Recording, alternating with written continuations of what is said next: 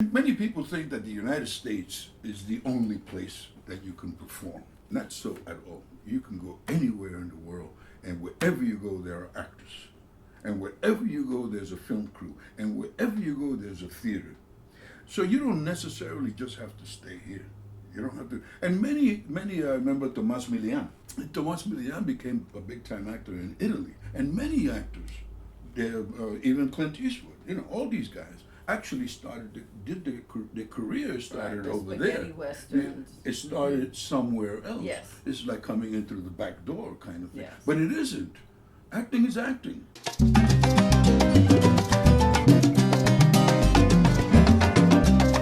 Hey, Common Sensor, if you're looking for acting tips, showbiz insight, industry interviews, or just life lessons, you have come to the right place. So please subscribe to this channel and hit the notification bell so you can get everything right as it comes out. Today, I want to introduce you to one of my favorite people who actually grew up in my neighborhood. He is an extraordinary actor, a wonderful voiceover actor, and also a connoisseur of music in such a profound way. And lately he has been doing spoken word, knocking people out all over the country. Please help me welcome Ismael, Carlo. Thank you. You were born where? I was born in Cabo Rojo, Puerto Rico, 1942.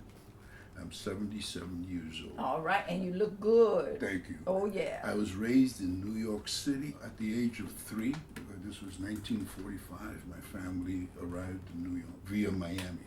Back then, I don't know if you've seen pictures on the internet these days, but back then the seats were like beach chairs in C-137 planes, which is nothing but noise. Now, I don't remember this. My mother and aunt told me all about this. What wasn't interesting about coming from Puerto Rico to Miami, and then from Miami to Penn Station, which is where my father picked us up. My father had been here a year and a half or 2 years prior to us arriving. My mother tells me, and my aunt, both of them have deceased since, but my sister and I, Sonia, Mamita, we were playing on the passageway of the train, and the conductor, and this was from Miami to New York. The conductor came over and in his southern speech, whatever. Dialect, yeah. Yes. He said, "We children of this, kind of thing." And so my aunt, who used to work for the soldiers in Cabo Rojo, she knew a little English.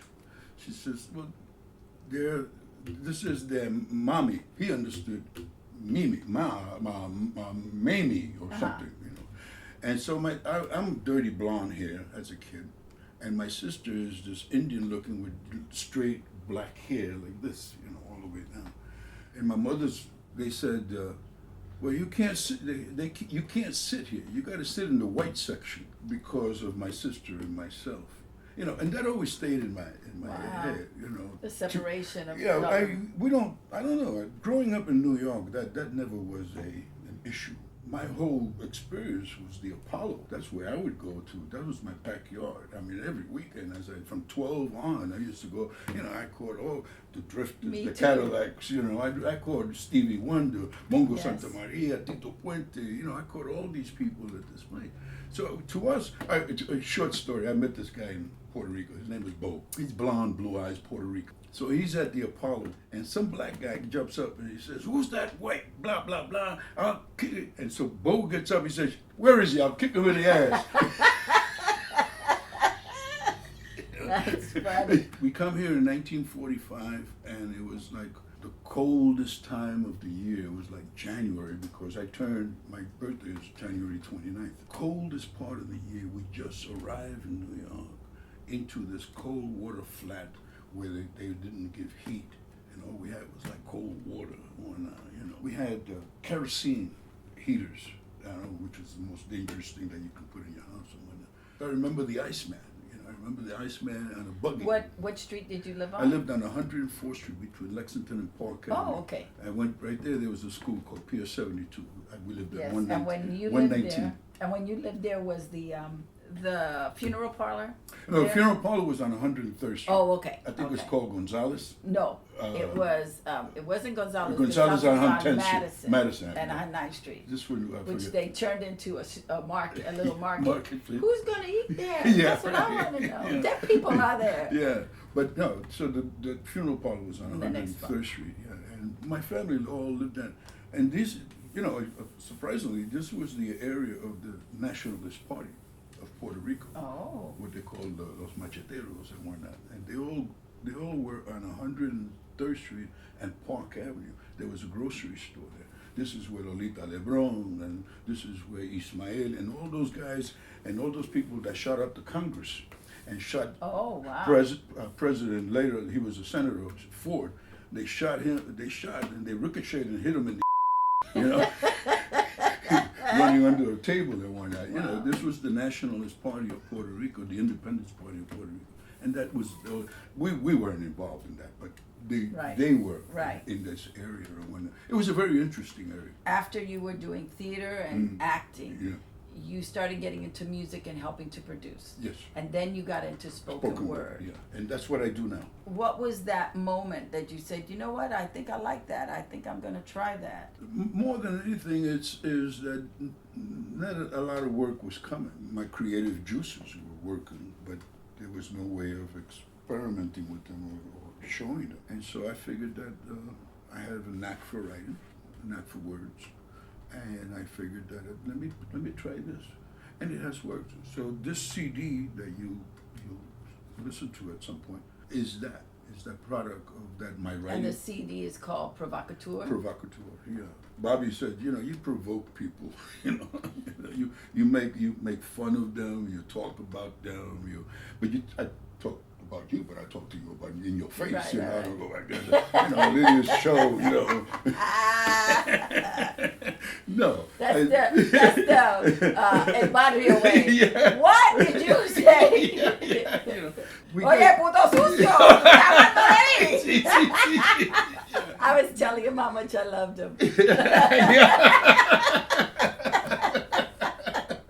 So it's that, it's that whole thing, and acting should never be a chore. If it becomes a chore, stop doing it. Regroup, or let it go altogether, because it can be the worst, it can be the best, or it can be the worst.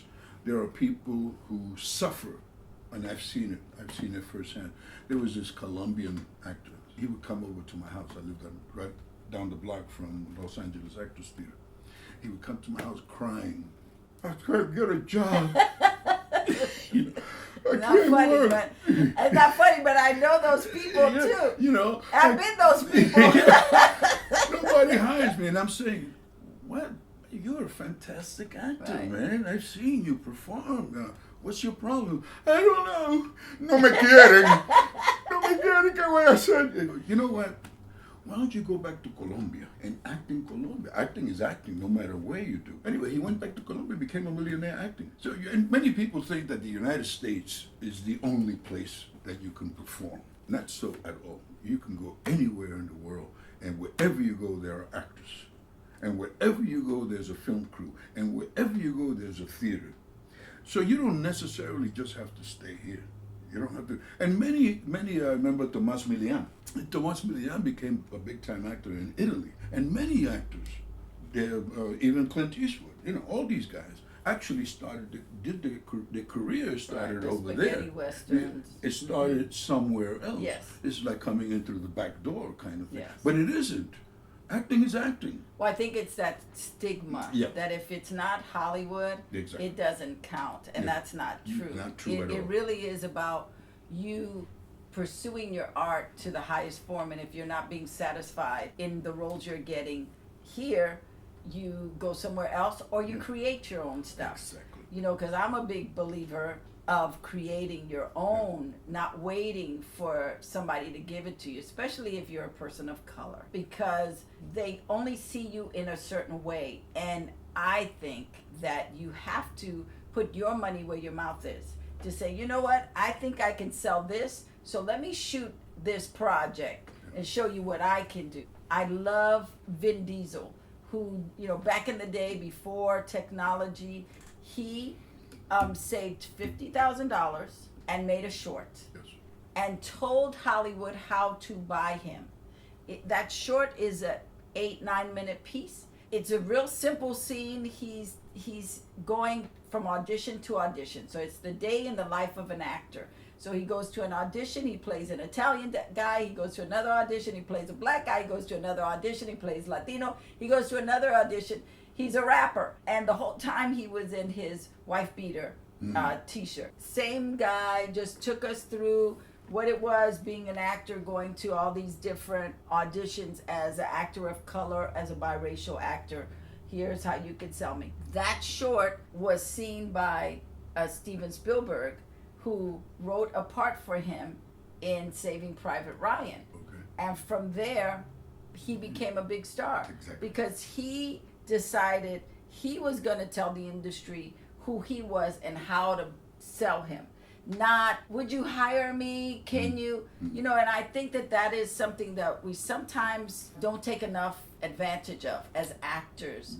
We don't write our own stuff or find a writer to write something for us that fits us. Exactly. But we complain about what we don't have. Yeah, we were talking about that earlier, the fact that I've always said if actors would just pool their monies together. Collaborate. Yes. Pool their monies Yes. together and create their projects, get the writer. We have writers. We have writers in our midst, in our communities, who are also wanting to work and have their work seen. And we also have cinematographers, and we also have lighting people. I mean, right here is a perfect example. And you don't need a lot of it too. With the technology today, you don't need a hell of a lot of camera work. Right. You can just not like back in the day. Simple stuff that create great stuff. Yes. Stuff that they use, Panasonic cameras, and whatnot. Right. You don't need all of that today. And one of the kids that I'm very proud of is Kenneth Castillo. Oh, I love Kenneth. Because he's got 8 films. Yeah. He's not waiting for anybody. No, and I have to give him a lot of credit. And I support him. Many times, we meet and I support his endeavors and whatnot. And I've been fortunate enough that I can support some people's work. Mm-hmm. Not a lot, but I can contribute something. Either even my if time, it's $25 or if it's sitting down for a day and just mentoring somebody. Or if he needs me as an actor, I'll say, sure, man, let's do it. How much? Nothing. I'm not hungry, and not only that, I don't see money as the way of it all. I think that money has to be utilized, and you shouldn't be stupid with it. But nonetheless, you should contribute. You have to work together to build this industry, our own industry. That's what I think. I see us. We're going to be the a la MGM, kind of thing. My girlfriend uses that phrase, a la MGM. What do you want to do with your spoken word? Just perform it. It's not about money. With me, it's not. I just love the idea of reciting these poems, not only my own poems, but other people's poems. First of all, I'm fortunate enough that I've been an actor, that I can perform the poetry. A lot of poets can't perform their own work. Right. They just don't have the chutzpah, as Right. They also don't have that charismatic. Exactly. So I love to perform. When people bring me a poem of theirs, I read it and I say, oh, there's something here. Let's try it.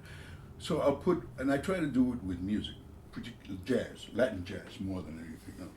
And I try to blend it in with the Latin jazz and whatnot, because we don't get enough play either in Latin jazz. They're never enough. I was also one of the advocates for the Grammys when they were trying to take the Grammys away from us as well. The title, Latin jazz.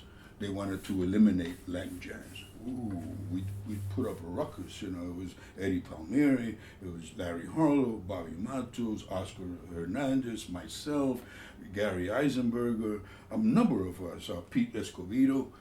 We went and we started to we boycotted a lot of these places. At the Hilton, over here, playing trumpet right in the front of the Hilton and whatnot, you know. So we made a lot of records, and they reinstated it.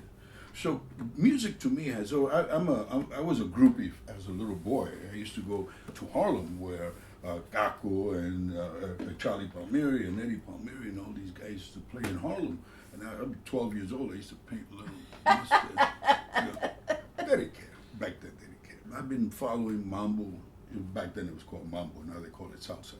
I've been following Mambo since I was a kid. You know, in my house, the only one that had control of the radio was my mother.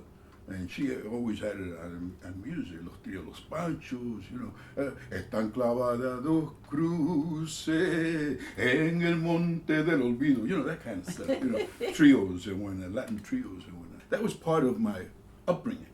So music has always been part of my life, you know. And I've performed, I've danced on stage, I did Luis Valdez play Stinking Badges. Yes. I did that in Jupiter. I played at the Burt Reynolds Dinner Theater. You know, that was an experience as well. You know, I worked with Roberto Beltran, and all of these things come into play. And sometimes, then it starts to all come back. You know, it's, oh, did I do that? And I did this, and I did the other. But it was never, ever about that. It was just work. What was your favorite project that you worked on that was predominantly Latino? Nostromo, again, Emiliano Diaz, a bunch of us. This is what you did in Colombia. Mm-hmm. In Cartagena. You know, we were there on and off for 4 months. Oh, wow. That was a very, very, very good experience. Not only that, but learning of the country as well. Dental work too. Very inexpensive. Yeah. Wow. But yeah, that, and then the other one that I worked in that was a lot of fun, also in Nostromo. And then there was another one, it'll come to me in a minute. But working with a bunch of Latinos was a lot of fun, although we had major roles, you know, in this one piece called Nostromo, or Joseph Conrad, who, if you know anything of his background, he was a socialist communist. And he wrote all these things about the raping of Latin America, the silver mines and the gold mines. And while I was there, I met Marquez, Gabriel. Oh, wow. Yeah, and that was an experience too. This man he said, where are you from? Puerto Rican. He said, Puerto Rican, huh? You know, kind of thing. But he's a cool guy. He was a very cool guy, you know. And I've yet to read his 100 Years of Solitude, you know, which I will, at some point, I'll get around to it, you know. In doing theater out here, you got to experience some productions with a bunch of Latinos. What was your take on being part of the Odyssey when Ron Sassi put a bunch of Latinos together because he wanted funding? Yes. And he thought this was yeah. Well, but that was Sal Lopez, that was Robert Beltran, Carmen Murcelo, myself. I don't think Richard Iñiguez was involved in that one. No. But there was a bunch of us. I'm offhand. Alex Colon started, but Alex Colon was there as well. He left early. Right. They had Louisa Lachin. Latins Anonymous came out of that. Is that because, right? Diana Rodriguez, right. Diane Rodriguez, Rick Najera. Yes, exactly. Armando Molina. Yes. All we were all. Yeah, all of us. That was a great experience, but I didn't know that that's what he was. Yes. That was his goal. Which was okay. Yeah, well, during that time, there was nobody else was doing it. Well, they were murmuring that if you had Latino groups or you know, that you could get funding. So he went for it, but he didn't know what happened when you put a lot of Latinos together. You and Willie Marquez. You guys would start playing music, and the dancing would start, and the clothes would come off. But Bill Bushnell also did the same thing, because I worked under a program where we called it a pimp program, where they were paying me $200 a week. I mean, this was great money. You know, this was an anti-poverty program. That was earlier. That was earlier. That was the anti-poverty program that I was able to make some money as I was working, so I could pay my rent and whatnot. But I think the difference between Bill Bushnell's project and the Odyssey Project was that you guys were trained. Yes. You guys really Yeah. went through a program Oh, where yeah. we just met Yeah. and had a party. You had a party. Yeah, the Los And Angeles. he wanted to do comedia del arte and farces, and we're like, yeah, what?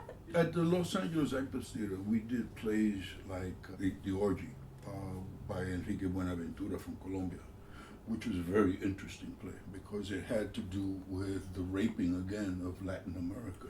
And it had to do with a communist uprising and the whole trip. And we were all playing mendigos, street people, you know, and we would eat food right off the floor and all of that, you know. So it had body.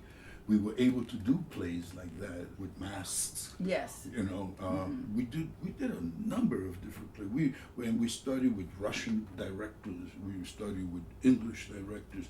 Again, all of this was free. Right, but I think there was much care in that program. Well, Ralph Waite was very instrumental. It was really about artists, Yes. training artists. Yes. Whereas the Odyssey, he was trying to figure his way around. I think the only person that probably benefited from that program was Denise, another Puerto Rican. Yes.